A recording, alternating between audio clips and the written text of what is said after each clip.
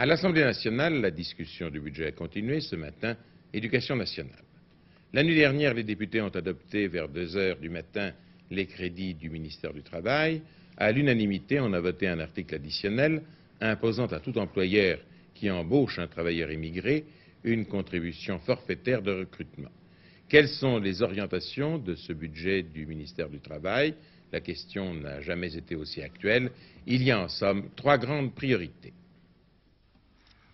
Le travail et l'emploi, les travailleurs immigrés, la sécurité sociale, tels sont les 3 grands domaines prioritaires dans le budget 75 du ministère du Travail.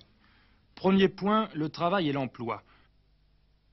Face à l'augmentation préoccupante du nombre de chômeurs, le gouvernement entend accentuer son effort en faveur des travailleurs privés d'emploi. D'abord par l'intermédiaire de l'Agence nationale pour l'emploi, qui s'efforce de leur trouver une nouvelle place. Elle regroupe actuellement 274 agences locales. Ensuite, par la mise en place d'un fonds de garantie de ressources pour les chômeurs, ce qui permet de simplifier et d'harmoniser les différents systèmes d'allocation. Cette mesure est liée aux négociations actuellement en cours sur ce sujet entre le patronat et les syndicats. Enfin, le développement de la formation professionnelle sera encouragé.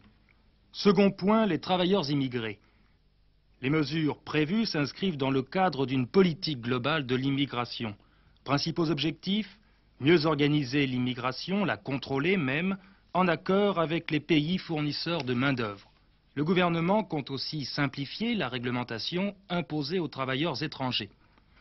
Autre préoccupation, le logement. 2000 logements sociolocatifs sont prévus pour 75 et aussi la promotion professionnelle des travailleurs étrangers. Troisième et dernier point dans ce budget, la sécurité sociale.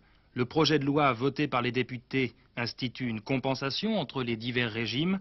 Des crédits sont prévus pour financer certains régimes déficitaires, notamment pour les salariés du régime minier. Le budget du ministère du Travail reste un budget relativement modeste, 5,5 milliards de francs, soit 2% des dépenses de l'État. Il faut toutefois noter que ces crédits sont en augmentation d'1 tiers par rapport à l'année précédente.